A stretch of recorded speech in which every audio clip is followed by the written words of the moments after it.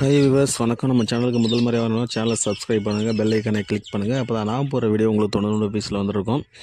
வாங்க இன்றைக்கி பதிவு பார்க்கலாம். அதாவது நிறைய பேர் என்னன்னாக்கா பில்லி சூனியம் ஏவல் செய்வினை காற்று கருப்பு பேய் பிசாசு இந்த மாதிரி விஷயங்களெல்லாம் பாதிக்கப்பட்டிருப்பீங்க. அப்படி பாதிக்கப்பட்டவங்க நிறைய பேர்கிட்ட போய் தகடு தாயத்து இதெல்லாம் கட்டிட்டு வராங்க. அப்படி கட்டிட்டு வந்தோம் சரியாகலை அப்படின்னு சொல்லிடுறவங்களுக்கு தான் இந்த பதிவு. ஒரு உண்மையான சம்பவம் நடந்துச்சு. அந்த சம்பவத்தை தான் இப்போ உங்களுக்கு நான் பதிவில் ஷேர் பண்ண போகிறேன். என்னென்னாக்கா, நம்ம ஊர்லேருந்து ஒரு 12 கிலோமீட்டர் வரும் அந்த ஊர். அந்த ஊர்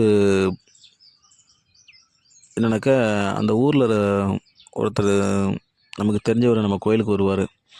அவர் என்னன்னாக்கா, அவருக்கு சொந்தக்கார ஆளோட பையன் ஒருத்தன். அந்த பையன் காலேஜ் போயிட்டு வந்துட்டு இருக்கும்போது, திருச்சி பக்கத்தில் காலேஜ், அந்த காலேஜில் படிச்சுருக்கும்போது என்னென்னாக்கா, ஞாயிற்றுக்கிழமை அதுமாக முடி வெட்டுறதுக்கு போயிருக்காப்புல. போகும்போது சுடுகாட்டை தாண்டி தான் போய் ஆகணும். இந்த பையன் சுடுகாட்டை தாண்டி போகும்போது புனை எரியதை பார்த்துட்டான். புனை எரிஞ்சு இந்த சடலம்லாம் எந்திரிக்கும்ல, அந்த நரம்பெல்லாம் எரியும் போது ரப்பர் மாதிரி இழுத்து போகும். அதுனாக்கா இது அந்த பையன் பார்த்தோன்னே அந்த பையனுக்கு உடம்பு சரியில்லாமல் போயிடுச்சு. இதை என்னென்னாக்கா, எனக்கு முன்னமே 2-3 மந்திரவாதிங்க பூசாரி இதெல்லாம் பார்த்துருக்காங்க. அவங்கள்ட்ட போய் தாயத்தை போட்டிருக்காங்க. ஒன்றும் சரி ஆகலை. இவங்க பேய்னே நினச்சிட்டு இருந்துக்கிறாங்க. அதை ஒன்றும் சரி பண்ண முடியல. அப்புறம் நம்ம கோயிலுக்கு வர்றவர் இந்த மாதிரி சொல்லி கூட்டிகிட்டு வந்தார். கூட்டிகிட்டு வரும்போது அவங்க அப்பா கூட்டிகிட்டு வந்த எல்லோரையும் தனியாக உட்கார வச்சிட்டேன் வெளியில். இந்த பையனை மட்டும் நான் நடந்ததெல்லாம் கேட்டதும் சொன்னதும் இது மாதிரி புனை எறியதை பார்த்துட்டு இது மாதிரி ஆயிடுச்சு அப்படின்னு சொன்னான்.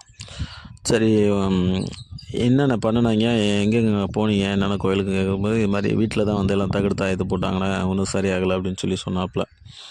அதுக்கப்புறம் என்னாச்சுனாக்கா, அவங்க கொடுத்த தகடு தாயத்தெல்லாம் கழட்டி உள்ளே பார்த்தோன்னாக்கா, உள்ளே ஏதோ கிறுக்கி இருக்காங்க. அந்த காப்பர் தகடு இருக்குங்கள, காரியம், அந்த ஈயத்தகட்டில் மேலே என்னமோ கிறுக்கியிருந்தாங்க. அது ஒரு எழுத்து ஒரு அச்சரம் ஒன்றுமே இல்லை.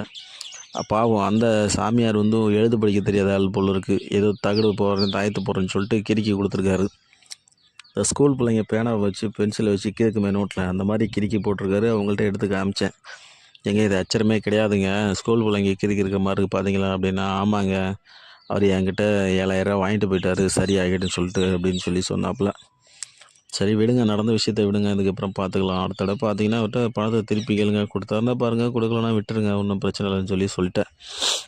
அதுக்கப்புறம் இந்த பையனை எனக்கு உட்கார வச்சு, இந்த பையனை தியானம் பண்ண வச்சு, யோகா பண்ண வச்சு, அந்த பையனை மனநிலையிலேருந்து கொஞ்சம் வெளியில் வர வச்சு, சில மந்திர வார்த்தைகள்லாம் சொல்லி உச்சரிக்க வச்சு, அந்த பையன் வெளியில் அதுக்கப்புறம் அந்த பையனை டாக்டர்கிட்ட காமிச்சு, இந்த பையன் தூக்கமே இல்லாமல் இருக்கான், தூக்கத்தில் குறை இருக்குது, தூக்கம் இல்லாதனால தான் இந்த பையன் இந்த மாதிரி பண்ணிகிட்ருக்கான், அந்த சம்பவம் அவனை போட்டு மனசை பயமுறுத்திக்கிட்டு இருக்கு அப்படின்னு சொல்லி அப்புறம் டாக்டரை போய் காலையில் பார்க்க சொன்னேன். பார்த்து டாக்டர் அப்புறம் தூங்குறதுக்கு டேப்லெட்டு மெடிசன்லாம் கொடுத்து அப்புறம் அந்த பையன் தூங்கி வெளியில் வந்திருக்கான். வந்ததுக்கப்புறம் தான் அந்த பையன் அப்புறம் 3 நாளில் சரியாயிட்டான். மனநிலை சரியாச்சு, அந்த பிரச்சனைலேருந்து வெளியாகி வந்திருக்கான்.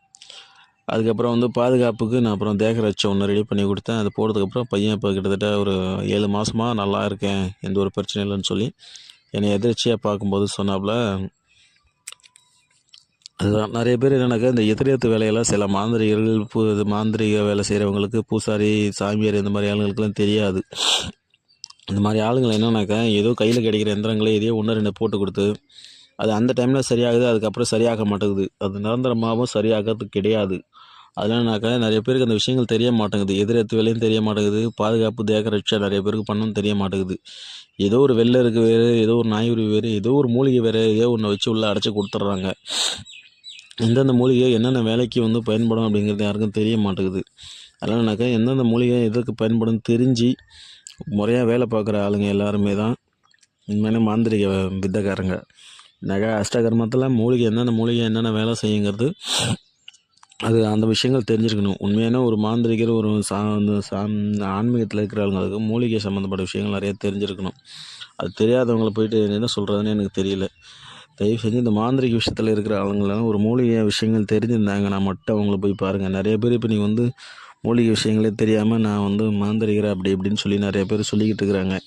அடிப்படையில் மூலிகை, நவபாஷானம், ரசமணி இந்த மாதிரி விஷயங்கள்லாம் தெரிஞ்சிருக்கணும். தெரிஞ்சிருந்தால் மட்டும்தான் அவங்க உண்மையான மாந்திரிக வேலைகளில் சித்து வேலைகளுக்கு தகுந்த ஆள்.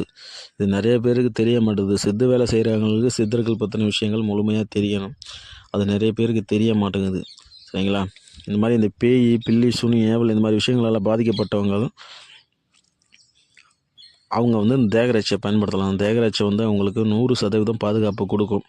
அதே போல் என்னன்னாக்கா இந்த எதேர்ச்சையாக இப்போ காட்டு வழி பாதை ஏதோ ஒரு பாதையில் போகிறாங்க. அந்த இறந்து போனவங்க இவங்கள வந்து நேர காலங்கள் சரியாக இல்லைன்னா இவங்கள வந்து டச் பண்ணிவிடுவாங்க. அப்போ டச் பண்ணும்போது என்னன்னாக்கா இவங்களுக்கு பிரச்சனைகளை கொடுப்பாங்க. அவங்க வந்து அவங்க வழிக்கு இவங்கள அழைச்சிட்டு போக பார்ப்பாங்க.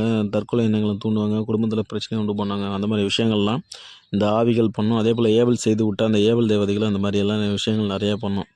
அதே போல் ஹாஸ்பிட்டலில் போய் காமிச்சோன்னா ஹாஸ்பிட்டலில் வந்து டாக்டர் இப்போ ஸ்கேன் பண்ணி பார்ப்பாரு, எக்ஸ்ரே எடுத்து பார்ப்பாரு, எல்லாம் பண்ணுவார். ஒன்றுமே இல்லைன்னு சொல்லிடுவார். ஆனால் வலி இருக்கும், பிரச்சனைகள் இருக்கும், ஊசி மருந்து போட்டால் சரியாகாது.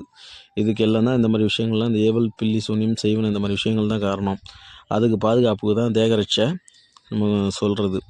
தேகரட்சை வேணுங்கிறவங்க மட்டும் நம்மக்கிட்ட வாங்க, நான் வந்து செஞ்சு தரேன். தேகரட்சையோட விலை 1000 ரூபா மட்டும்தான். வேணுங்கிறவங்க வாங்கிக்கோங்க.